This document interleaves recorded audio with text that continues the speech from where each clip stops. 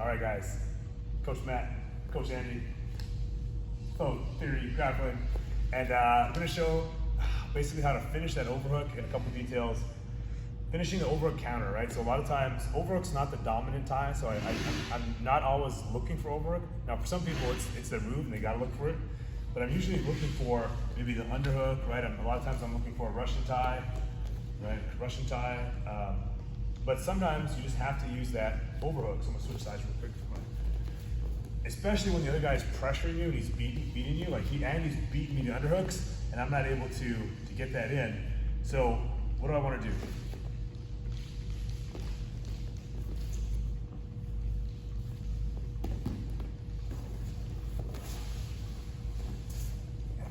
Moving very slow, my back slow. Type of the weekend. Let's break down what happened.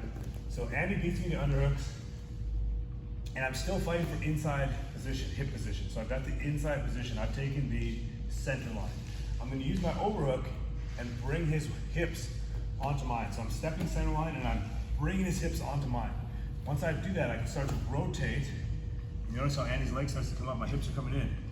Now I can't get as deep with the overhook as I can with an underhook because my overhook also stops me from getting too close. So I bring him as close as I can, I rotate, now my other foot's gonna come in closer, and I start to elevate here, right? Now as he's elevating, I try to trap the leg, but he still has good balance. A lot of times he'll still come up here with the overhook, so we land in this position. I don't have much time here. I keep my weight on him, so you see my leg is actually off the ground. I keep the weight on that whizzer, on the shoulder to shoulder, and I'm gonna slide out to be front headlock. And that's usually what I get out of it on a good opponent. A lot of times also, when you have Madison go back. A lot of times also, that because they have the underhook, they can attack my legs here. So sometimes even Andy's going for like a single leg, right? That can be like a situation, he even has one arm on a single, where he pinches his legs here, but he can try to keep the single leg. So we're battling here, right? And he's still trying to grab my leg sometimes, right? So we're kind of like this, he's almost grabbing my leg, right? This could be a very realistic situation. So a lot of times in that exact scenario, you see I'm using it, popping my knee free to slide into a front headlock, and then I can attack the front headlock. So again, so we're working, and Andy beats me, he gets underhooks, right? So I'm taking the center line of the hips, taking that hip control. What I don't want is Andy steps in between me, and now if here with underhook, and my overhook is almost, I don't have a lot here, yeah. He's got everything almost, you know, the legs, the back, the hip toss. So as soon as I feel he's beating me, I gotta keep fighting for hip and foot position and use this overhook to help bring him, and then right away start rotating here, trying to trip him down. If I can take him here, I'll take him. But a lot of times it's sweaty, he slips out, and I'm just right away sprawling out, coming to the front headlock, and we can work from there. I miss anything? Anything else you need to see in that, John? No, sir. So that's also other throws. Let's show a few other options. You can still do other throws. It's really just how far your hips get in and how good your leg work is. So for Pumlin, he has the underhook. I'm still fighting in between. If he tries to step in between, I'm always batting for inside hip position. Sometimes I can get my hips a little further here, however I do it. And as I get him up here, I notice I'm almost like hip tossing him. See, I get that foot up, look at that foot. I want that foot light. And that's where I can do the other throw, right? I can start to, once that foot's light, I can start to take him over here. Sometimes you take him all the way over.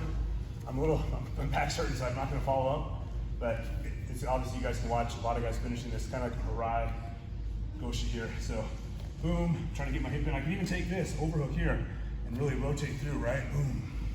Here, you see I'm just elevating him. Boom. Same thing though, because I have the overhook, he can still belly out and come up. Go to your belly and come up. Just go, yeah, he can still wrestle, so I still keep that slide ready on any of these overhook throws. In the no-gi, the guy will, no matter how hard you throw him, he'll either try to roll you over, so I've got to watch that, or he'll try to belly back out with the underhook and come back up with a single. Right? So again, wherever I can be here, this one, here. I can be further, here. See, Andy's leg was heavy there, so that's not the time to try to hurt your partner and do the Harai in the far leg. To get that attack the far leg, you want it light. So I'm always looking here to get my hips farther in for that one.